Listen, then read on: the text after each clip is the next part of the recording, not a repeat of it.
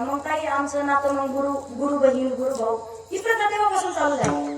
पण गुरु भाऊ गुरु बहीण नातं मानू नये माझा अजिबात याचा तुम्हाला प्रश्नच नाही. पण एका गोष्टीचं उत्तर द्यायचंय, जी बाई 5-5 वर्ष सख्या भावाला बोलत नाही, किती 5-5 वर्ष सख्या भावाला एक प्रश्न विचारत नाही, एक प्रसंग घरातली एक गोष्ट सांगत नाही, पण त्याच बाईचं गुरु भावाशिवाय घरातलं पान सुद्धा हलत नाही, ही कितपर्यंत योग्य मला सांगा तुम्ही. या कलियुगामध्ये कुठलंच नातं स्वार्थाशिवाय जोडल्या जात नाही. नातं असावं पण सख्या भावाला सुद्धा किंमत दिली पाहिजे आपण तेवढी. सख्या भावाला किंमत असेल तर गुरु भाऊ आणि नंतर गुरु बहीण. किती प्रकरण मी डोळ्यानं पाहिले, भावाला 10-10 वर्ष बोलत नाही पण गुरु भावाला विचारल्याशिवाय राहत नाही. काय तर म्हणे भगवान गोपालकृष्ण द्रौपदी मातेचं नातं, देव कुठं आपण कुठं. भगवान परमात्माने भाव पाहिला म्हणून तर भिल्लपणात जन्माला आली शबरी मातेची उष्टी बोलत आली. देवाला भाव पाहिला, संत मीराबाईंच्या वरचं विष पेलच ना भगवंताने. अंतःकरणातला भाव शुद्ध असावा, देवाची प्राप्ती होत नाही. भगवान परमात्माला प्राप्त करायचं असेल तर शुद्ध भावाशिवाय देवाची प्राप्ती नाही. सांगण्याचं तात्पर्य नातं असावं पण त्या नात्याला कुठंतरी प्रतिबंध असावे. त्याच्या पुढे जर विचार केला आपण, द्रौपदी मातेला फक्त वस्त्र हरण केलं यात नवल नाही. 5 मुलापैकी एकही मुलगा जिवंत नाही राहिला. पोटी गुंतला अशी द्वारकेच्या राया, पण 5 मुलातला एकही मुलगा जिवंत राहिल्याच्या नंतर सुद्धा नाही, राहिल्याच्या नंतर सुद्धा अश्वत्थाम्यासारखा दुष्ट राक्षसाला सांगावं, स्वामी याला सोडून द्या, त्याला मारू नका. म्हणे का? लेकरू झाल्याचं दुःख काय असते मला चांगलं माहितीये. संतांचं अंतःकरणे आपली जर असती तर म्हणली असती पूर्ण परिवार त्याचा संपून टाका, पूर्ण त्याचं कुळ उद्ध्वस्त करून टाका. पण सांगितलं जे दुःख मी सहन करते ते दुःख मला अश्वत्थाम्याच्या आईला द्यायचं नाही. हे संतांचं अंतःकरणे. किती मोठं संकट येऊ दे आपण केसाला धक्का नाही का. आमारीच्या दासा काही म्हणून सांगितलंय, ओव्या गाऊनी स्वरात दासी जनीच्या घरात दळण दळीले सख्या श्री हरी आळचोरीचा माझ्यावरी. स्वराचं काठी केलंय कधी दूध काठीचे म्हणून उठावं. सुंदर माझे जाते ग फिरते कौतुके, ओव्या गाव कौतुके तू, जरा बरा ओव्या गाव कौतुके तू. पहिल्या काळात बाई काठी तीन लावून द्यायची. पा किती वाजता? 3 वाजता. सकाळी 6 वाजेपर्यंत एक बाई 5-5 पायली दळण दळायची. 5-5 पायली. त्या जात्यावरच्या दळलेल्या पिठाच्या भाकरी आणि चुलीवरती हारावरती भाजलेल्या भाकरी. छत्रपती शिवाजी महाराजांचा मावळा, एक मावळा एका टायमाला 5-5 पाचून खायचा. 5 भाकरीचा एक पाचून, 5-5 25 भाकरी एका टायमाला खायचं. आता दिवसभर एकच चपाती खाता, एवढे हात पाय बरी मोठी ढेरी माय म्हणते महावा. त्यासाठी माणसं सुद्धा पाहायला नाही राहिली. मावळे काय होते छत्रपती शिवाजी महाराजांचे, लिंबू फेकलं तर मिशीवर बसायचं. आता तांदूळ सुद्धा ठेवायचे पंचायत झाली सध्या. नारळ जर शेंडीला बांधलं तर नारळ सुद्धा शेंडी लटकत होता. असे मावळे होते पहिले, आता नाही राहिले. जात नाही राहिलं, जातीवरचे गाणे नाही राहिले. संत जनाबाई म्हणतात, तुझ्या कृपेने मला विठ्ठला काही नाही मुळे.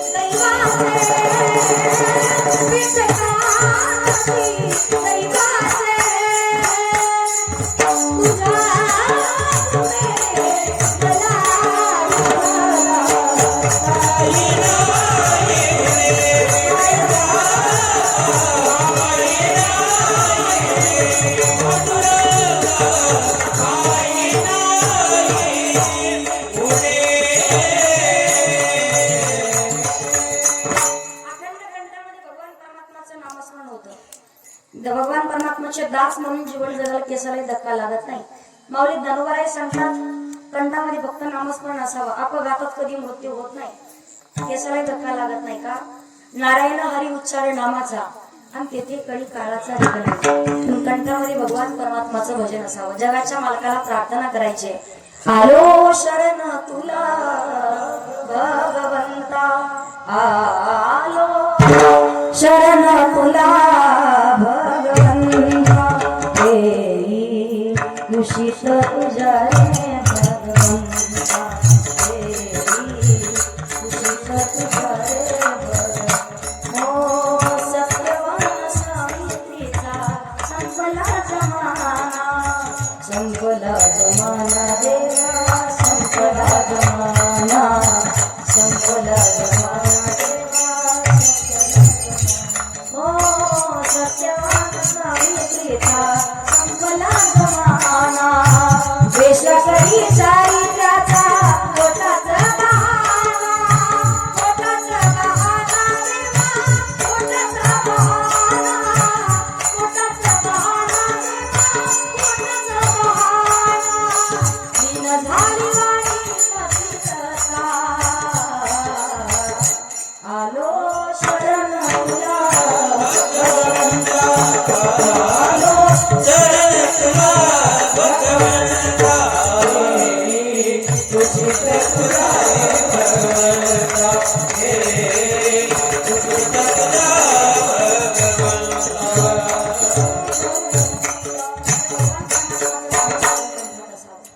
तुम्ही सांगाल भजन करू पण फायदा कुठला? दास म्हणून जीवन जगायचे फायदा आहे ना. तर याच्या चिंताने निर्जयला संकट, भजन करा. संकट कधी येत? कलियुगाचं वर्णन करत असताना श्रीमद भागवत महापुराण कथेत सांगितलंय, कलियुगाची ऐकावी थोरी, पुत्र होईल पित्याचा. सध्या तीच परिस्थिती. शेजारच्याच पटत पण स्वतःच्या बापाचं पोराला पटत नाही. हजारो पोरं, 50-50 पोरं पाठीमागे काही मागं काही पुढं काही घेऊन फिरेल कुठपर्यंत? जोपर्यंत खिशात पैसा आहे तोपर्यंत. पण सख्या भावाला मात्र पाठावर जमिनीसाठी सख्या भावाला डोक्यात दोंडा घातल्याशिवाय मागे पुढे पहा ना. तो कुठं बदलत चाललंय पहा. लोकांना वाटतं रामराज्य, अजून रामराज्य आलंच नाही. अहो जिथं सावत्र भावाकरिता स्वतःच्या आईचा त्याग करतोय. आईला सांगावं, दुष्ट आहेस तू, पापिनी आहेस तू. 14 वर्ष सिंहासनाच्या लालचीमध्ये नाही, भगवान रामचंद्राची चरण पादुकेची सेवा केली. 14 वर्ष भगवी वस्त्र परिधान केली, स्वतःच्या आईचा त्याग केला. रामकथेतून शिकायचं पण काय शिकलं पाहिजे? रामकथेतून शिकावं भावा भावाचं एकमेकांच्या वरती नितांत प्रेम कसं असावं. राम राज्य तेव्हा येईल. युग राम राज का आ गया, शुभ दिन आज का आ गया, हुई जीत सनातन धर्म की हर घर भगवान है आ गया. अयोध्या अयोध्या आई राम, बोलो जय जय श्री राम. ओ अयोध्या अयोध्या मेरा, बोलो जय जय श्री राम. सजा दो घर को गुलशन सा, अवध में राम आए, अवध में राम आए, मेरे सरकार आए. रामराज्य येईल पण कधी? जेव्हा सख्या भावांचा मधला वाद मिटून जाईल. आज शोकांतिका वाटते पहा. कथा कीर्तनाच्या माध्यमातून सध्या लोकांना साधू संत देव होण्याचा उपदेश नाही केला पाहिजे. सध्या फक्त माणूस की विसरलेला आहे. पहिला काळ होता, पैसे कमी होते पण आपुलकी होती, कपडे थोडेच होते पण इज्जत होती, अन्न थोडंच होतं पण त्या अन्नामध्ये सुद्धा किंमत होती. आता कपडे भरपूर आहेत पण इज्जत नाही राहिली, धन भरपूर आहे, पैसा भरपूर आहे पण किंमत नाही राहिली, खाण्यासाठी अन्न भरपूर आहे पण त्या अन्नाला किंमत नाही राहिली. आपुलकी होती, प्रेम कधी? पहिल्या काळात. मला प्रश्न पडतो कधी कधी, पहिल्या काळामध्ये एखादी मुलगी जर सासरला निघाली, तिच्या बापाला महत्वाचं काम निघालं, गावातला एखादा व्यक्ती तिच्या सासरकडे चालला असेल ना, तर बाप विश्वासानं सांगायचं, दादा तुम्ही आमच्या मुलीच्या सासरकडे चाललात ना, तर आमची एवढी पोरगी तिच्या सासरमध्ये नेऊन सोडा. हा विश्वास होता, आपुलकी होती आणि प्रेम होतं पहिल्या काळात. पण आता 2.5 आणि 3 वर्षाची पोरगी शेजारच्या घरी खेळण्याकरिता पाठवावं की नाही, हा सगळ्यात मोठा बापाला पडलेला प्रश्न आहे. पहा, कदाचित आता जर शिवशाही असती तर आजपर्यंत न्याय ते लेकराला भेटला असता.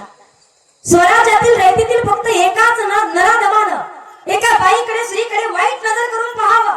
आऊसाहेब म्हणतात, जोगा तुम्ही जो निर्णय घ्या तो आम्हाला मान्य असेल. आऊसाहेब याला टकमक टोकावरून ढकलून देण्यात अर्थ नाहीये. याचा चौरंग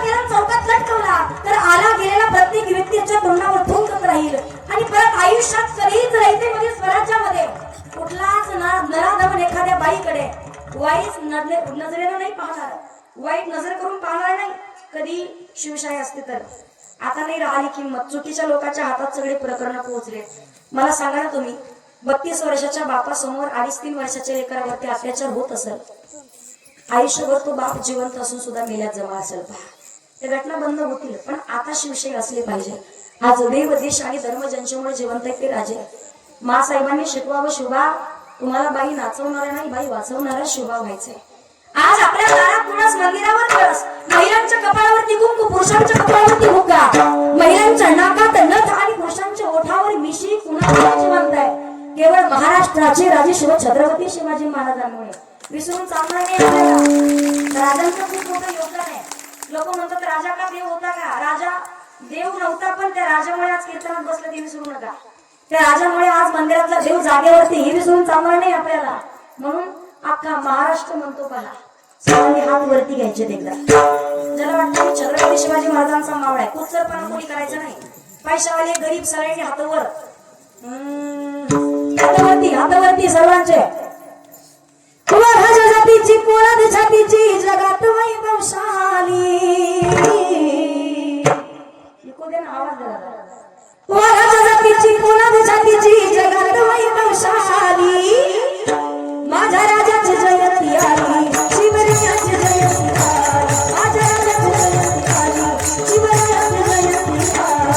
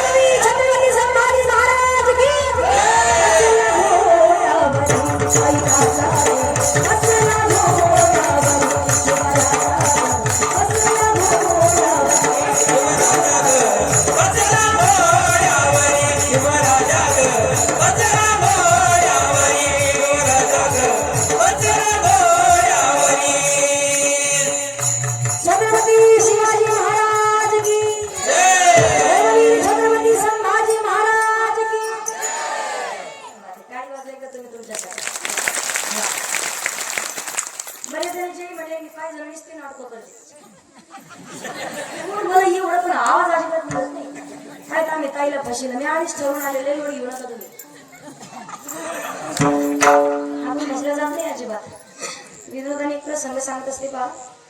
25 वर्षाचा पोरगा आता बसमध्ये चढला, खाली उतरला, मला मोठ्या मोठ्यानं हसायचा. डोळ्यातून पाणी निघुसतं. त्याच्या समोर आली, म्हटलं दादा झालं मी पुढून चालले, झालं काय एवढं हसायला? हा तो म्हणे ताईने कंडक्टरला फशीलं. म्हटलं का? तिकीट काढलं गेलोच नाही. बसलं कोण? यवनाचा काळा जिजाऊचा काळा, काळाचा काळा शहाजीचा बाळा, शिवनेरीवर जन्मला, शिवनेरीवर जन्मला, शोभना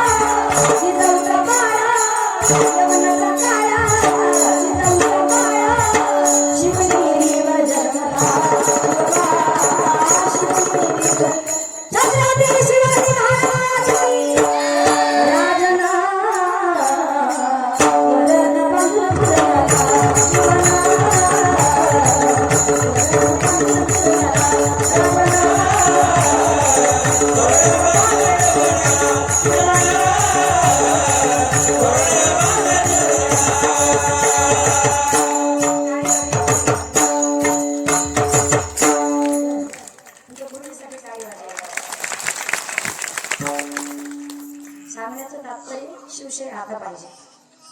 चुकीच्या लोकांच्या हातात सगळे सूत्र गेल्यामुळं हे दिवस पाहायला भेटतात का? न्याययोग्य आणि भेटत मोठे मोठ्याचे लोक असतील एका मिनिटात तर सगळ्या देशभरात पूर्ण प्रकरण माहीत झालं. आता 15 दिवसात 20 दिवस घडले, पण आज 2-3 महिने झाले त्या लेकराला अजूनपर्यंत न्याय नाही.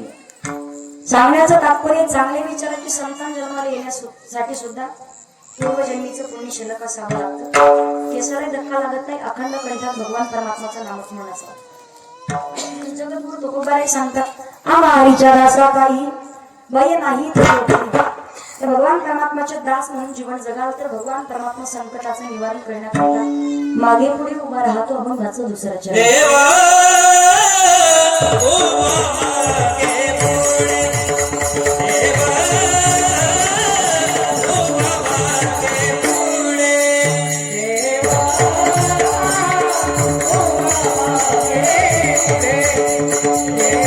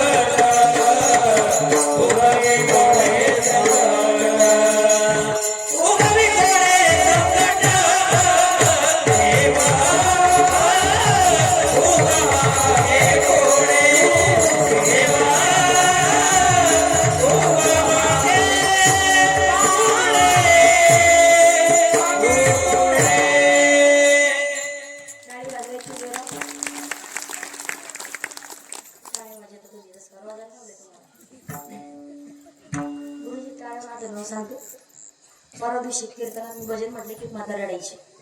अशी रडायची मोठी शेजारच्या जगात पण रडायची. आजीला म्हणलं काय लोड आहे का काय टेन्शन आहे का काय. कीर्तन संपलं आजीला म्हणलं आजी काही नातवाचा त्रास. माझा नातू लई चांगला आहे ताई सोन्या पिवळा. म्हटलं सोन्याचा काही त्रास ती तर लई बेकार भेटली. म्हटलं काय करते बाजीला तेल नाही 3 वर्ष झालं मला बोलत नाही पोराला बोलू देत नाही नुसती आलं बोलत काय सांगू सरापाचं घरी पण मला गोठ्यात ठेवले जनावरांचे. म्हटलं सुन काही लांबची का तिथंच घोटाळा झालाय सगळ्या ताई सख्या भावाची. काय सांगू ताई तुम्हाला कीर्तनाला लिहायची इच्छा नव्हती म्हटली. तुमच्या तर कीर्तनाला लिहायचंच नव्हतं. जेवण करून दुसऱ्या मजल्यावर जाऊन बसली होती पण 3 महिने झाले 103 किलोची माझ्या गदड्यासारखी बकरी होती ताई. बकरीला शेतात घेऊन गेले राधाकाचा गहू खाल्ला बकरी अशी फुगून आडू आडू गेली. तुम्ही कीर्तनात केलं की मला माझ्या बकरीची आठवण. काय वाजू जाई सांगायचं मला आता नाही जेव्हा भजन होईल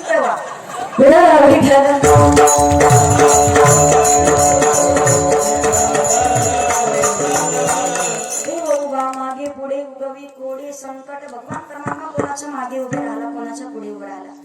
द्रौपदी मातेच्या संकटाचं निवारण केलं त्याच्या पुढे एक सुंदर प्रसंग सांगते. भगवान परमात्मा प्रत्येकाच्या संकटाचं निवारण करतो. महाभारताच्या युद्धामध्ये एका वेळेला पितामह भीष्माचार्यांनी प्रतिज्ञा केली उद्या सूर्योदयापर्यंत पृथ्वी तलावरती एकही पांडव जिवंत राहणार नाही. निष्पांडवी पृथ्वी होईल.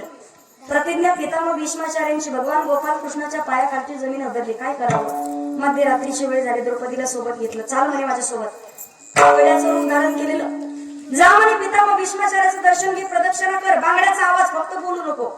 दर्शन घेतलं प्रदक्षिणा पूर्ण केली. बांगड्याचा आवाज केला. पहिल्या वेळेला आशीर्वाद दिला. अखंड सौभाग्यवती बनून एकदा नाही 3दा. पहिला प्रश्न विचारला महात्मा हा आशीर्वाद या जन्माचा आहे की पुढच्या जन्माचा. डोळे उघडून पाहिलं. पहिला प्रश्न विचारला की तुला घेऊन आलाय कोण. माझा गडी मला घेऊन आलाय म्हणे. साक्षात जगाचा मालक भगवान गोपाल कृष्ण. गड्याचं रूप धारण करून द्रौपदी मातेच्या चपला सांभाळत होता.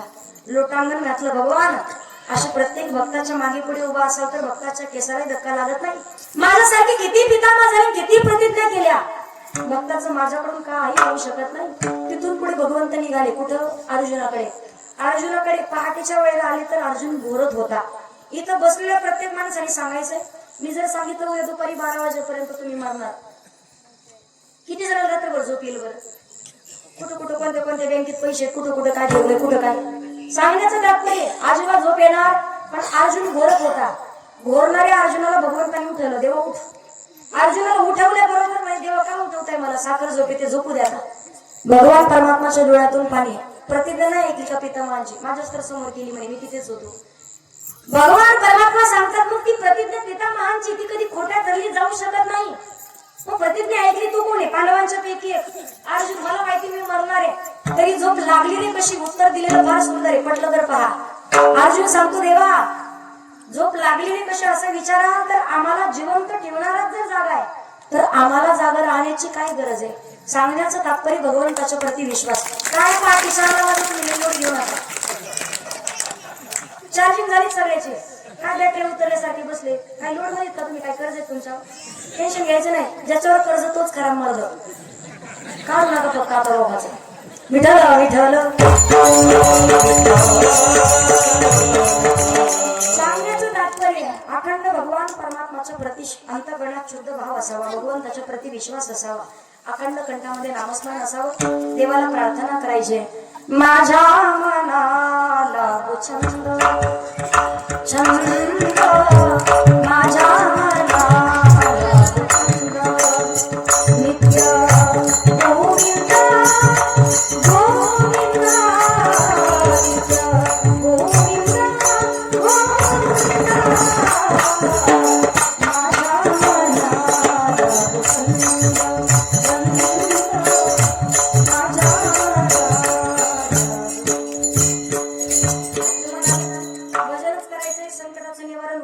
माझ्या वर्णन केलंय.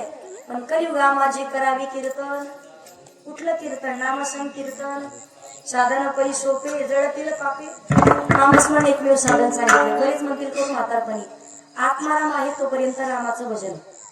आत्माराम निघून गेला, लोक म्हणतात राम नाम, जोरात बोला राम नाम, अजून जोरात राम नाम. श्री संत तुलसीदास वर्णन करतात, बिनु सत्संग विवेक न होई, राम कृपा बिनु सुलभ न सोई. श्री राम जय राम जय जय राम, श्री राम जय राम जय राम, श्री राम जय राम जय जय राम, श्री राम जय राम, श्री राम जय राम जय जय राम, श्री राम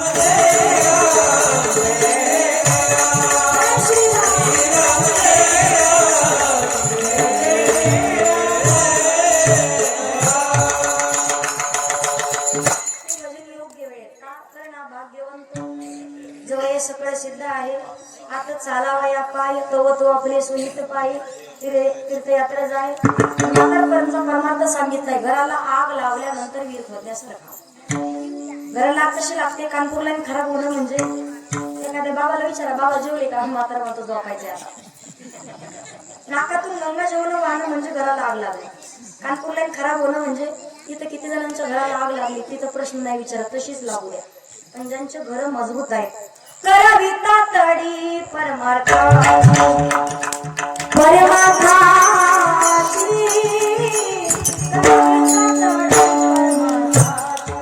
संत समागम आवडी करावी तातडी, का करावी तातडी? नाशवंत देह शरीराची होय माती, शरीराची होय माती. का करावी तातडी?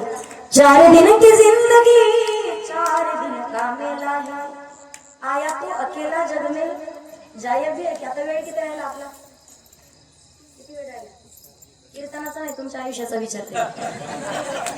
कीर्तन काय मला स्वप्नात लई घेऊ नका. माहिती आपला वेळ किती राहिला माहिती का? आयुष्याचा वेळ. संतांनी सुंदर वर्णन केलंय. साथ दीदी नहीं वो किसी का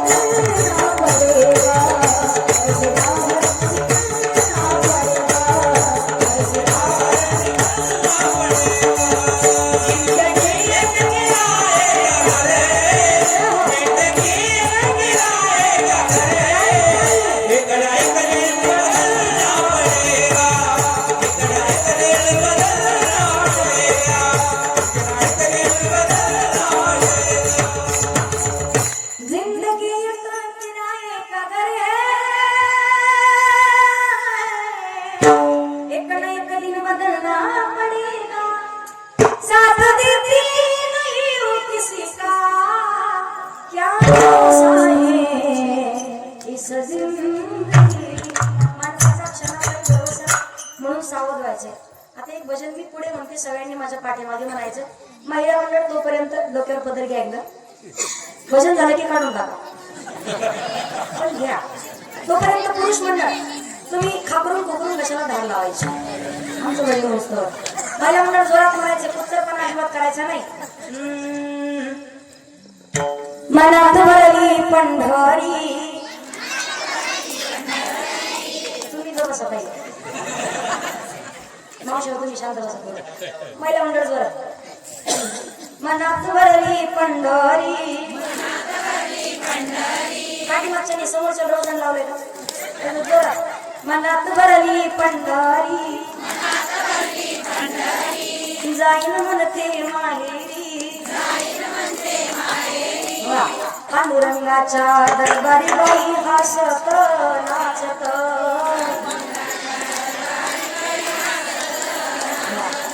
पांडुरंगाच्या दरबारी बाई नाचत नाचत.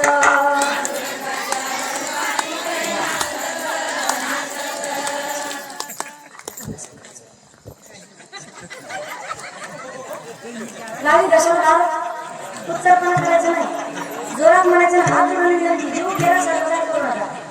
श्रीराम जय राम जय जय राम. श्रीराम जय राम जय जय राम. जय हो गोरेगाव. तुम्हाला पाचीत भरला नाही तिकडे कट्ट्यावर बसलेले. माझं जरी लक्ष नसलं तरी गोरी शोध सांगते तुम्हाला.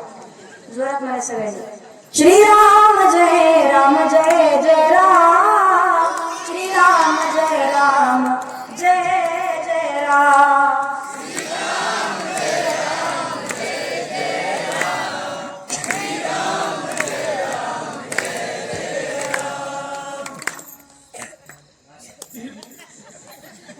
तुम्ही एवढंच म्हणलं की बस झाले. टाळी वाजवा एकदम महिला मंडळासाठी. जोरात काय आवाज मावसा तुमचा जशा काय आगे कोपऱ्यात आजबाई रेंज मध्येच नव्हत्या. म्हणा म्हटलं मनात भरली पंढरी. आजबाई खडबडून जागे झाल्या. मनात भरली भजन म्हणताय आता. ते भगवान परमात्माचं भजन कुठल्या स्वरूपाचं चिंतन करावं संतांनी बरं. धन्य माता पिता ते याच्यात भगवान परमात्माच्या कुठल्या स्वरूपाचं चिंतन करावं. हरिहरा भेद नाही नका करू. वाददेवाचे रूप आहे अनंत रूपी अनंत विषयी. काय म्हणतात ना, उगाच सीझन मध्ये फक्त देवाचं भजन करू नये.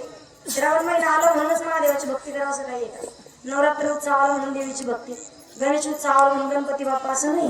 काय होता पहा तरुण मंडळी पहा तरुण पोरं. गुरुजी 2-3 वर्षापूर्वी जर पाहिलं गाड्या भरून भरून कुठे जायचे. जय महाकाल. 15 दिवसाला महिन्याला तिकडे जायचे. पण आता तिकडे पाहायला भेटत नाही. आता प्रत्येकाच्या गाडीच्या पाठीमागं 3 बाण के धारी 3 बाण चलावना. सर्व सर्वांनी समजली मावळी कुठे असू द्या. 2-4 गाड्या सोडल्या की प्रत्येक गाडी येणार पाठीमागून. 3 बाण के धारी 3 बाण चलावना. मुश्किल में दास तेरा अब जल्दी आना. हारे के सहारे मेरे हारे के सहारे. हारे के सहारे मेरे हार हराओ. 3 बाण के धारी 3 बाण चलाओ. मुश्किल में दास तेरा अब जल्दी. आपल्या कार्यकर्त्याचं म्हणणं आहे आता सगळ्यांनी एकदा हात वर घ्या. आता सध्या एकच चालू करतो.